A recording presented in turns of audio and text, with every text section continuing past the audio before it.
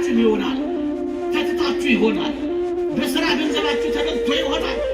አሁን የምታዩት ሁኔታ ብዙም ደስ ላታሰኛችሁ ትችላለች። እመኑኝ ትጠቅማላችሁ። ክርስቲያኖች እመኑኝ ለየትኛው ዘመን የተረሳን ብንሆን እንኳን አንድ ተስፋ አለ። ምን የምንጠቅምበት ጊዜ አለ።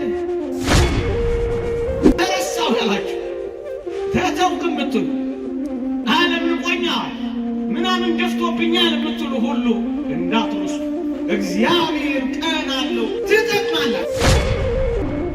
የተወደዳችሁ እህቶቼ ምናልባት ባልክሟችሁ፣ ምናልባት እጮኞች ሸሽተዋችሁ ሊሆን ይችላል። ሕይወት ግን አልሸሸሽታችሁ። ባል አይደለም ሕይወት ብቻ፣ እጮኝነት ብቻ አይደለም ሕይወት። ራስን ማጥፋት አይሻል፣ ተስፋ መቁረጥ አይሻል። ምንድን ነው የሚሻለው? ታገሱና ይወጣችሁ። ቀኑን በመጠበቅ መከራከሩ ነው። ዛሬ ነገ አልመጣም ብላችሁ ራሳችሁን አታጨናኑ። እናስ እግዚአብሔር በቀኑ ላይ ሳይሆን በሚመጣው እግዚአብሔር ላይ ተማመኑ ወገኖች። ብቻ ቤተ እግዚአብሔር ተመላለሱ እንጂ እመኑኝ የተደፋባችሁ አቧራ ካለ መራገፉ አይቀርም። ጸንታችሁ የእግዚአብሔርን ቃል ስሙ። ጸንታችሁ በጾምና በጸሎት ተጋደሉ። ዝሙት ከሆነ ይራገፋል ወገኖቼ። የትኛውም አቧራ ቢሆን ይጠረጋል። ማሸብረቃችሁ አይቀርም።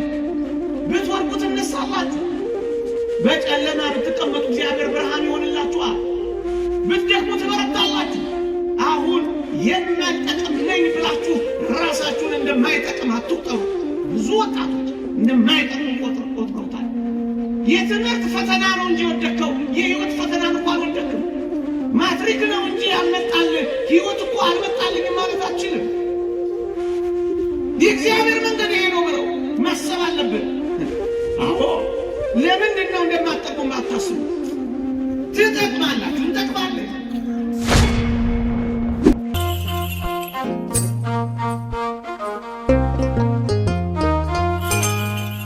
የተወደዳችሁ ምዕመናንና ምዕመናት እንዲሁም ሕፃናት በልዑል እግዚአብሔር ስም እንደምንሰነበታችሁ አሜን። በቸርነቱ የጠበቀን በአጸደ መቅደሱ የሰበሰበን ስሙን እንድንጠራ ቃሉንም እንድንሰማ የረዳን የአባቶቻችን አምላክ የእኛም አምላክ ልዑል እግዚአብሔር ዘላለማዊ ስሙ የተመሰገነ ይሁን። ክርስቶስ በመስቀል ላይ እጆቹን ዘረጋ። እኔና እናንተ ድህነታችን ተፈጸመ። ክርስቶስ በመስቀል ላይ ተቸነከረ። እኔና እናንተ ከባርነት ነፃ ወጣን። ክርስቶስ በመስቀል ላይ የመጨረሻውን እስትንፋስ ሰጠ። እኔና እናንተ በዚህ ምክንያት ሕይወት ተሰጠን። ወገኖቼ በመስቀል ላይ የተገደለው ዲያብሎስ ነው። ወገኖቼ ዓለም ዝም ብሎ እንዳይመስላችሁ መስቀሉን የሚጠላው፣ ዝም ብሎ እንዳይመስላችሁ በማይተባችን የሚቀየመው፣ ዝም ብሎ እንዳይመስላችሁ በጉልላታችን የሚቆጣው አንድ ጥልቅ ምስጢር አየ። ምን? መስቀሉን ነው። መስቀልያችንን ባየ ጊዜ የሚቆጣው ደግሞም የሚበሳጨው የተቀጣበትን ስፍራ እኮ እያየ ነው። እያናደዳችሁት እኮ ነው የሚናደድባችሁ። እያበሳጫችሁት እኮ ነው ጥርስ የሚነጭባችሁ። አባ ጊዮርጊስ ዘጋስጫ እንዳለው የመስቀል ማማተብ ሰይጣንን ይመራዋል ይላል። ካስመረርከው ያስመርራል።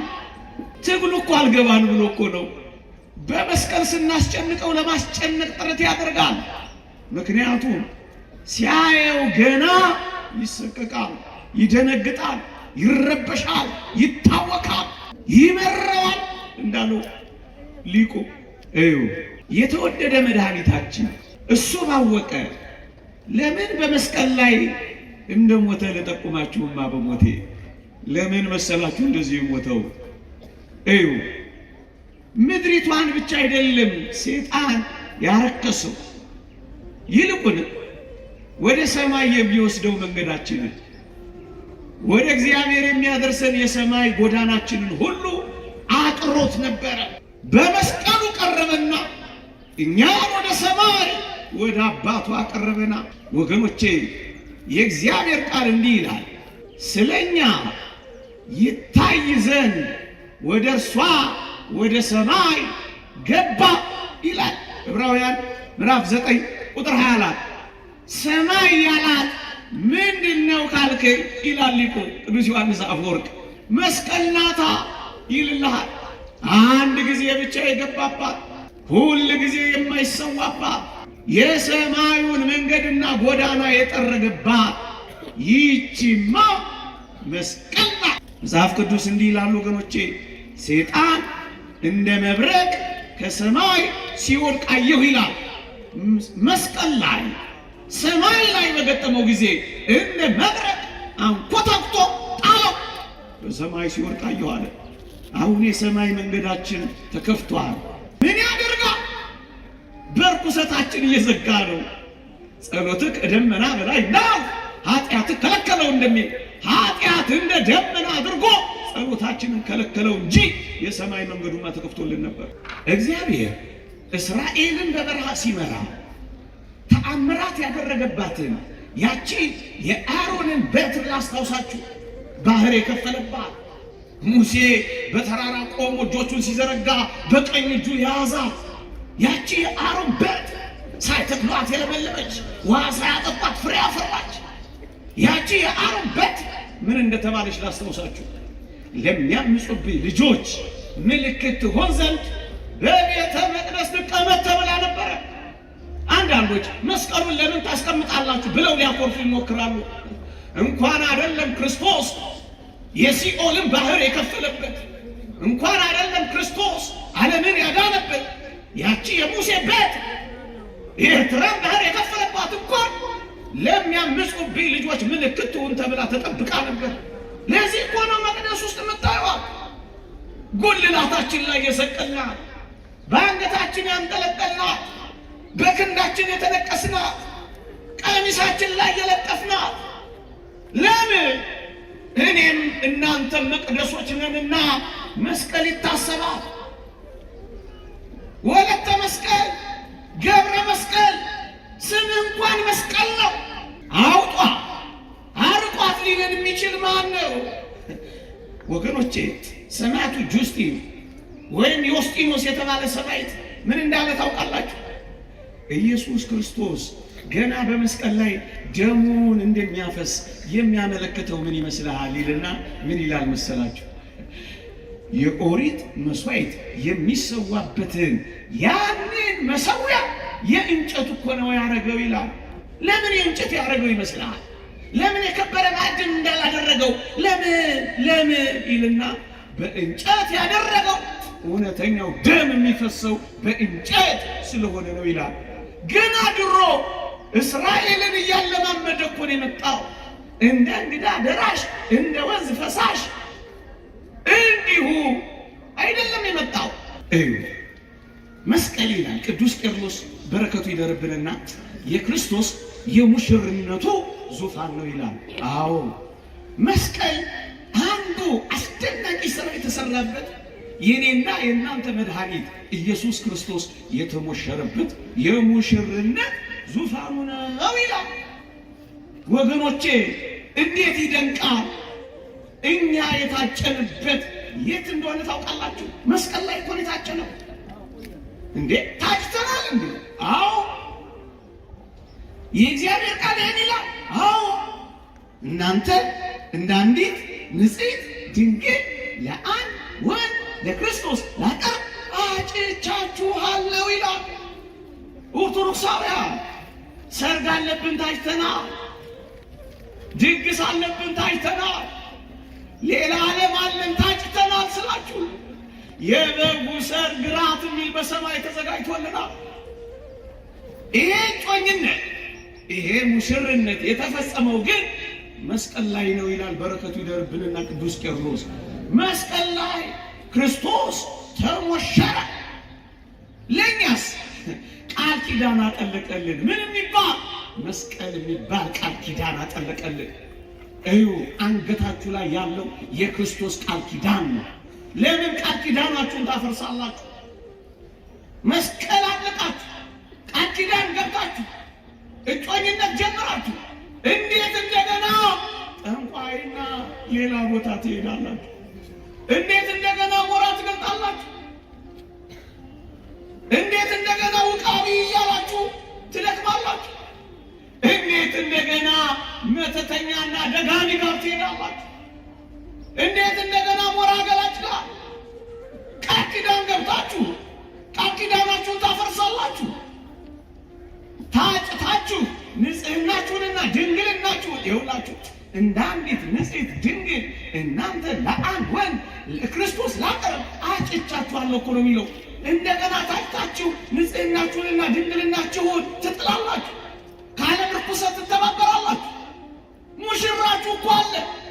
አንዲት የጣጨች ሴት ንጽሕት ድንግል ሆና ሙሽራዋን እንደምትጠብቅ የክርስቲያኖች ሆይ ሙሽራችንን በንጽህናና በቅድስና እንድንጠብቀው የታዘዝነው። ከዓለም ርኩሰት ጋር አትተባበሩ፣ ንጹሐን ሁኑ፣ እልፍ እልፍ በሉ፣ ርኩስንም ነገር አትንኩ። እናንተ እጮኞችን ሙሽራ ናችሁ፣ ሰርግ አለባችሁ። እኔ ክርስቶስ ሙሽራ ነኝ በሉ። ከዓለም ጋር አትርከሱ፣ በዝሙቷ አትወጉ። ወግታ የጣለቻቸው ብዙዎች ናቸው ስለሚል በዝሙት አትወጉ። ምክንያቱም ሙሽራችን አላ ቀለበት ያጠለቀችን ሴት እግዚአብሔር ያሳያችሁ፣ ልዑል ያመልክታችሁ። ቀለበት ያጠለቀችን ሴት ይኸው አንድ ሌላ ሰው ቀለበት ያጠለቀችን አንዲት ሴት ማንም ወንድ ቀና ብሎ እንደማያያት እውነት ጽኑ የሆነ ይሄን ቃል ኪዳናችሁን ከጠበቃችሁ ሴጣን ቀና ብሎ እንደማያችሁ አታውቁ፣ ያፍራችኋል። ቀለበት ያጠለቀችን ሴት ማን ይደፍራል?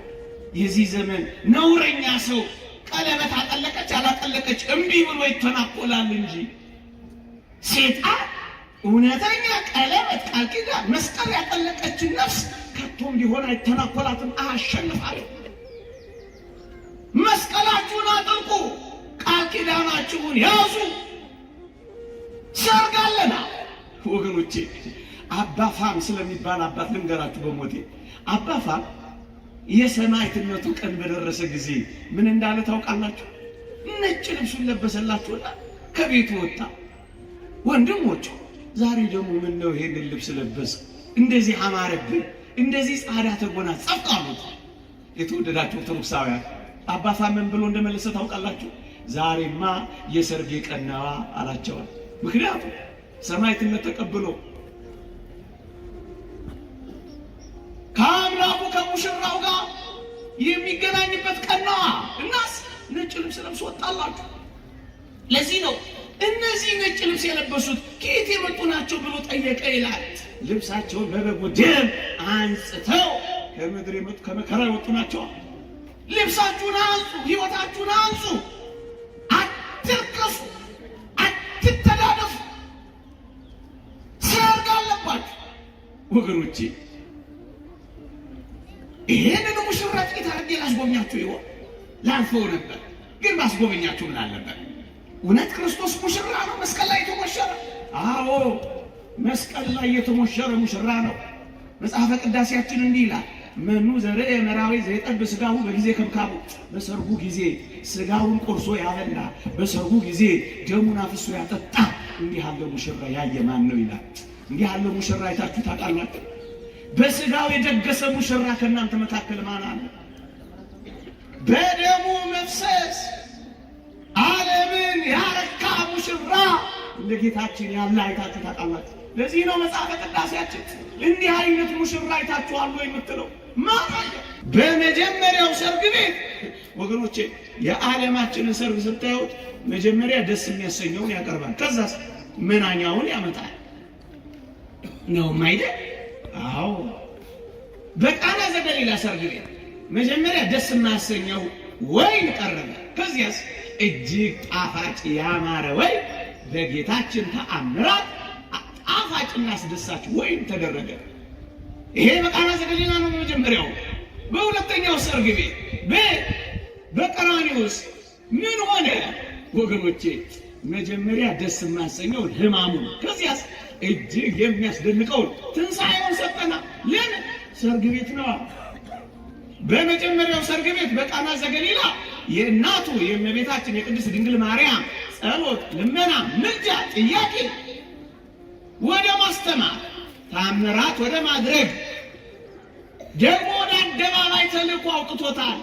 በቀራንዮ አደባባይ ደግሞ ዓለምን ለማዳን የአባቱ ፈቃድ ሆኖ ምን ማለት ነው? ቀራንዮ ራሱ ሰርግ ቤት ነው ወገኖቼ። ለዚህ ነው መስቀል ላይ የተደረገው አስደናቂ ቃል ኪዳንና ሙሽርነት ነው። አያችሁ፣ እኛ ሙሽራ አለን። እኛ የሚጠብቀን አምላክ አለን። ይልቅ ለዚህ ተዘጋጁ። መስቀሉን ቃል ኪዳን አጥልቃችሁ በጽናት ታግሳችሁ ኑሩ። ወደ ግራ ወደ ቀኝም አትበሉ። ዘመን ማብቃቱ አይቀርም። ዘመኑ አጭር ነው። ጻድቁ ወደፊት ይዝደል፣ ርኩሱ ወደፊት ይርከስ። ዘመኑ አጭር ነው ይላል እግዚአብሔር ቃል። አጭር እንደሆነ የዘመኑ ጣር የመጣር መጀመሪያ ሊመጣ እንዳለ እያጣጣማችሁት እንዳለ አውቃለሁ። ስለዚህ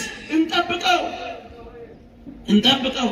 የመጀመሪያው መስቀሉ የሙሽርነት ዙፋን። 1-3-4 ደቂቃ ብቻ እንውሰድ። ሁለተኛ መስቀሉ ስናይ ምንድን ነው የምናየው?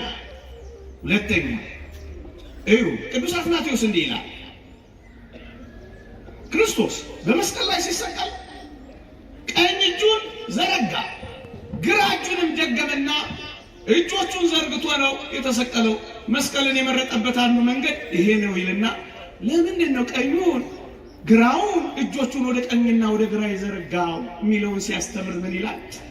በቀኝ እጁ አይሁድን ጠራበት፣ በግራ እጁ አዲስ መጪዎቹን አሕዛብን አቀፈበት ይላል። ምን ማለት ነው?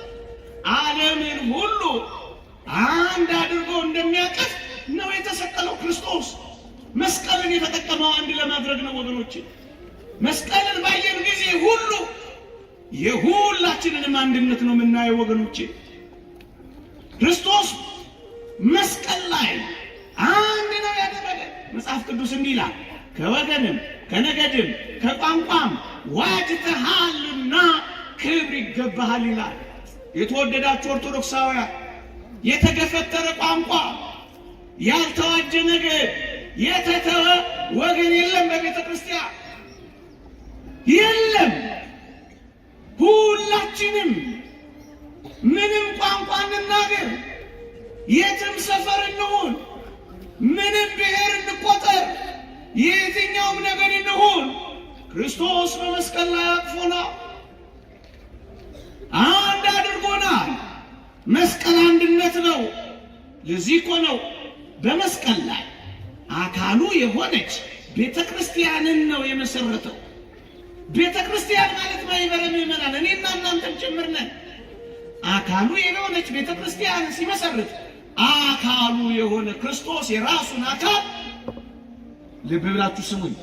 አካሉን አልከፈለም፣ ሰውነቱን አልቆረጠም፣ አንገቱን አልቆረጠም፣ አጥንቱን አልፈለጠም፣ ሰውነቱን አልከፈለም። አንድ አድርጎ ለምን የሞተ ይመስላችኋል?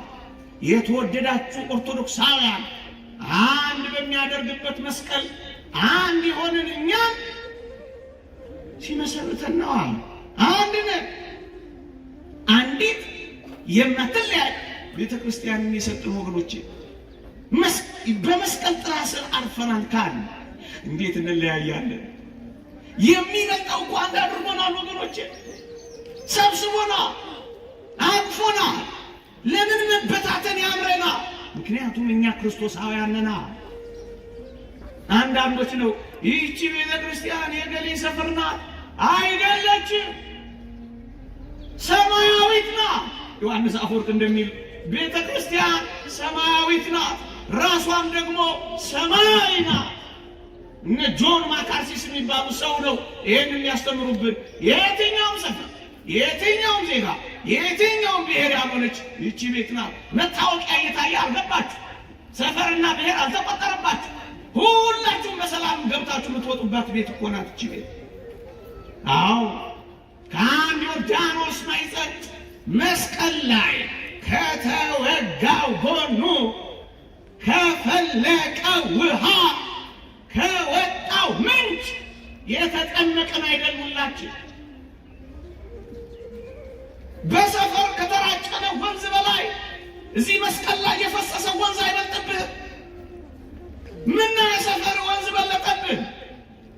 የእግዚአብሔር ልጅ መባል አይሻልም?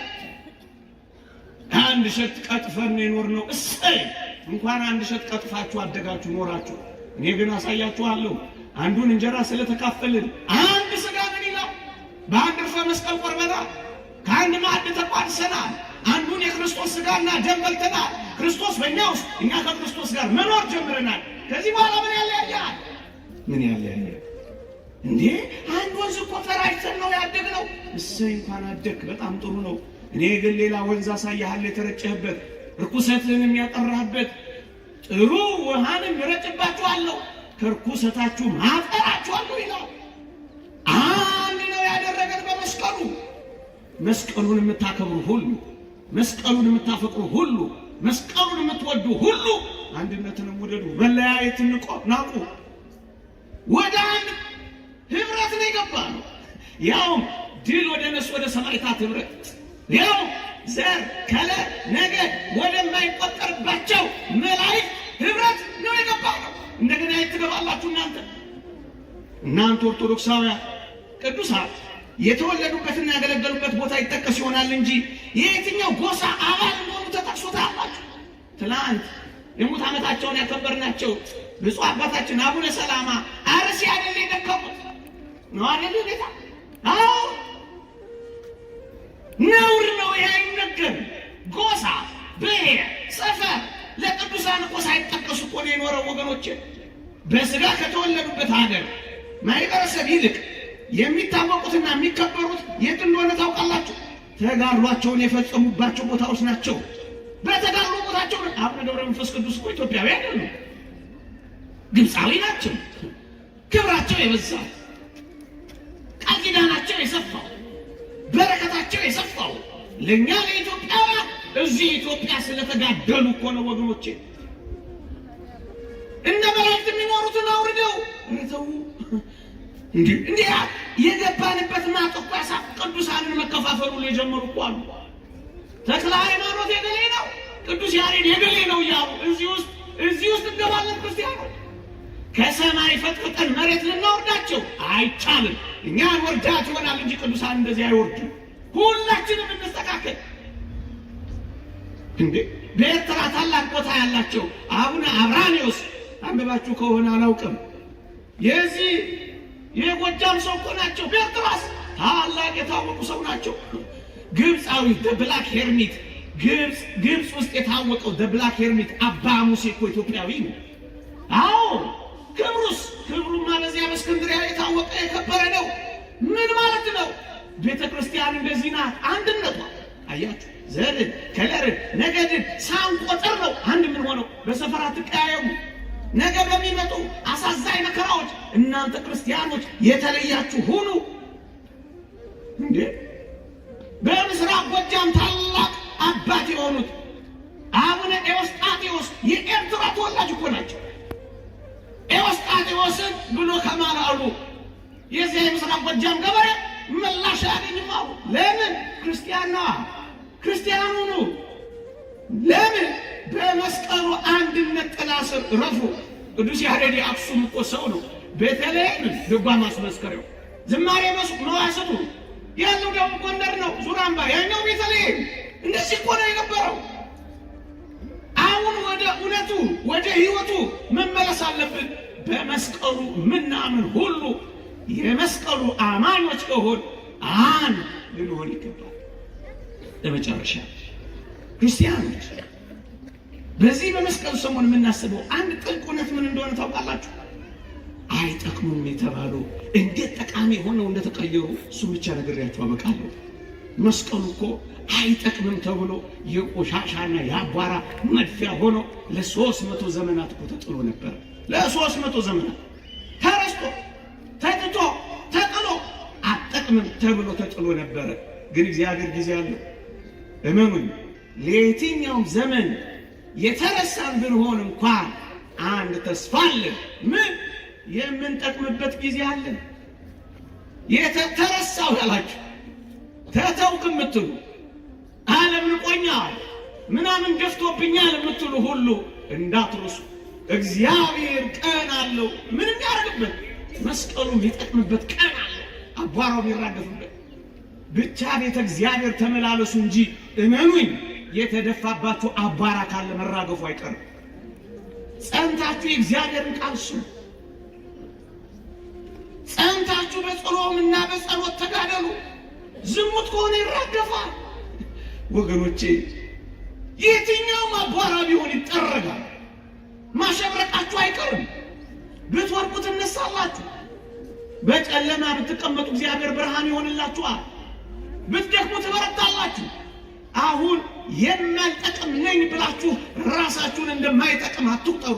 ብዙ ወጣቶች እንደማይጠቅሙ ቆጥረውታል። የትምህርት ፈተና ነው እንጂ ወደከው የህይወት ፈተናን እኮ አልወደክም። ማትሪክ ነው እንጂ ያልመጣልህ ህይወት እኮ አልመጣልኝም ማለት አትችልም። የእግዚአብሔር መንገድ ይሄ ነው ብለው ማሰብ አለብን። አዎ፣ ለምንድን ነው እንደማትጠቅሙ ማታስቡ? ይቺ አስደናቂ ሴት ንግሥት እሌኒንም እስኪ ተመልከቷት። ባሏ እኮ ስራሽ ያውጣሽ ብሎ እኮ የጣላት ሴት ናት። ይቺ እኮ ባህር ውስጥ የተጣለች ሴት እኮ ናት። ምን ያደረገች? በቃ ነገር አልጣላለችም። የአንድ ጊዜ በቅጽበት መጣሏ ህይወቷን ሁሉ አላጨለመባትም። የተወደዳችሁ እህቶቼ፣ ምናልባት ባል ክዷችሁ፣ ምናልባት እጮኞች ሸሽተዋችሁ ሊሆን ይችላል። ህይወት ግን አልሸሸሽታችሁ። ባል አይደለም ህይወት ብቻ፣ እጮኝነት ብቻ አይደለም ህይወት። ብዙዎች ራሳቸውን እያነቁ እየገደሉብን ያሉት እኮ በዚህ ነው። በቀል አለችም። ወንድ ስትበቀል አልኖረችም። የነገ ህይወቷን አላጨለመችም። በተስፋዋ ላይ አልተጫወተችም። ነገ ትጠቅማለች። ይህቺ ሴት እኮ ናት ባህር ላይ ስትጣል እንደጀመረ ጨርሰኝ ብላ ባህር ውስጥ የገባች መሰላችሁ? መርዝ የጠጣች መሰላችሁ? በረኪና የዋጠች መሰላችሁ? አይደለም። ፈቀቅ አለች፣ ሌላ ህይወት ቀጠለች። እናንተ ወጣቶች፣ እናንተ ተክዳችሁ ይሆናል፣ ተትታችሁ ይሆናል፣ በስራ ገንዘባችሁ ተበልቶ ይሆናል። አሁን የምታዩት ሁኔታ ብዙም ደስ ላታሰኛችሁ ትችላለች። እመኑኝ፣ ስትኖሩ ነገሮች ሁሉ ይኖራሉ። አልኖርም አትበሉ። አይሻል፣ ራስን ማጥፋት አይሻል፣ ተስፋ መቁረጥ አይሻል። ምንድን ነው የሚሻለው? መኖር። ታገሱና ይወጣችሁ። ቀኑን በመጠበቅ መከራ አትብሉ። ዛሬ ነገ አልመጣም ብላችሁ ራሳችሁን አታጨናንቁ። እናስ እግዚአብሔር በቀኑ ላይ ሳይሆን በሚመጣው እግዚአብሔር ላይ ተማመኑ ወገኖቼ። ብዙዎች ጥቂት ቀን አልፈው ዛሬ እንደኖሩ አታውቁም። እኔ አስታውሳለሁ ልጅ ሆኜ HIV የሚባል በሽታ መጥቶ ጥቂት በያዛቸው ጊዜ ደንግጠው ራሳቸውን ያጠፉ ስንት መሰሏቸው? ዛሬ ግን የኖሩ ስንት ናቸው? ቀን የሚያመጣውን እኮ አታውቅም። ለምን ዛሬ ራስን ትታነቃለህ? ወደ እግዚአብሔር ጸጋ እንደማደግ ለምንድን ነው ጠረጴዛ ደርድረህ ሲማጎ ላይ የምትታነቀው? የእግዚአብሔር ጸጋና የእግዚአብሔር እጆች እንድትጠቅም እንደሚያደርጉ አታውቅ? ይህችን ሴት ተመልከቷት። መስቀሉን ለማውጣት በቃች። ይሄው እኛ ታሪኳን የምንናገርላት አስደናቂ ሴት ሆነች። እጅግ የሚገርም ቆስጠንጢኖስ የሚባል ንጉሥ ወለደች። አብያተ ጣዖታት ይዘጉ፣ አብያተ ክርስቲያናት ይከፈቱ ሚል ክርስቲያን አስገኘች። ታዲያስ ትጠቅማላችሁ ወጣቶች፣ ትጠቅማላችሁ። እንጠቅማለን አንጠቅምም ብላችሁ እንዳታስቡ። ይህ የመስቀል ታሪክ በአጠቃላይ እኔንና እኔን የመሰሉ አስደናቂ ነገሮች ስለሚያሳየን ወገኖቼ፣ እኛን ጥቂት ለውጥ አሁን የተገኘ መስቀል እያከበርን ነው። ያልተገኘ መስቀል ግን አለ። የትኛው? በልባችን ያለው ያልተገኘ መስቀል አለ። እሱ ተቆፍሮ መውጣት አለበት። አሁን የተደበቀ መስቀል አለ። ዝሙት የደፈነው፣ ዘረኝነት የደፈነው፣ ትዕቢት የደፈነው፣ ቅምጥልነት የደፈነው፣ ገንዘብና ይህን ዓለም መውደድ የደፈነው ያልተገኘ መስቀል አለ። አሁን ይህን መስቀል እያበራን እየነደድን ያለን ሰዎች አለ። መስቀሉን እያከበርን የተዋረድን ሰዎች አለ። መስቀሉ አመድ ስር አመድ ሆነን የተኛን አለ። መቼ ነው እኛስ የምንገኘው?